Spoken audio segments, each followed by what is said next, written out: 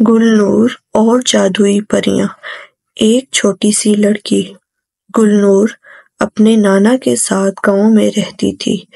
وہ بے حد شوقین، مہربان اور اپنے آس پاس کی دنیا کے بارے میں ہمیشہ کچھ نہ کچھ جاننے کی خواہش مند رہتی تھی۔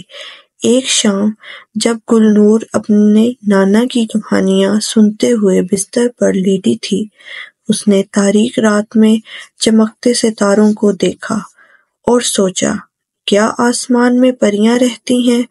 اس رات گلنور نے خواب دیکھا کہ ایک جھلملاتی روشنی اس کے کمرے میں داخل ہوئی اور ایک خوبصورت پری اس کے سامنے کھڑی ہو گئی۔ پری نے کہا، گلنور، میں نے تمہاری خواہش سنی ہے۔ میں پریوں کی ملکہ ہوں اور تمہارے سوال کا جواب دینے آئی ہوں۔ ہاں، ہم آسمان میں رہتی ہیں، لیکن صرف نیک دل والے لوگ ہی ہمیں دیکھ سکتے ہیں۔ گلنور نے خوشی سے جھوم کر کہا، میں نیک دل ہوں؟ کیا میں تمہاری دنیا دیکھ سکتی ہوں؟ پری مسکرائی اور گلنور کو پر دے کر آسمان کی طرف لے گئی۔ پریوں کی دنیا رنگین پھولوں، جگنوؤں کی روشنی سے بھری ہوئی تھی۔ وہاں گلنور نے کھیلنے والی پریوں، اڑتے ہوئے جانوروں اور جادوئی پھلوں سے بھرے درختوں کو دیکھا۔ ایک پری نے گلنور سے کہا، ہم دنیا میں خوشیاں بانٹتی ہیں، لیکن کبھی کبھی ہم بھی پریشان ہو جاتی ہیں۔ ہماری جادوئی پنکھڑیاں جو روشنی پھیلاتی ہیں بجھ رہی ہیں۔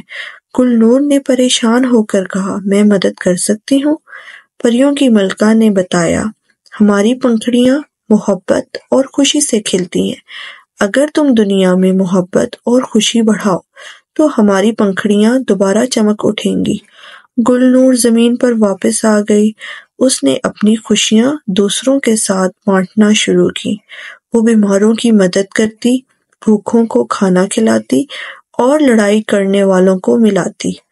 گلنور کی نیک دلی سے دنیا میں محبت اور خوشی پھیل گئی۔ آسمان میں پریوں کی پنکھڑیاں دوبارہ چمک اٹھیں اور پریوں کی دنیا پہلے سے زیادہ خوبصورت بن گئی۔ گلنور نے سیکھا کہ نیک دل اور خوشی بانٹنے سے کوئی بھی جادو کر سکتا ہے، چاہے وہ چھوٹی سی لڑکی ہی کیوں نہ ہو۔ اگر آپ اس چینل پر نئے ہیں تو بیل آئیکن کو دبا کر لائک، شیئر اور سبسکرائب کر دیں۔ شکریہ۔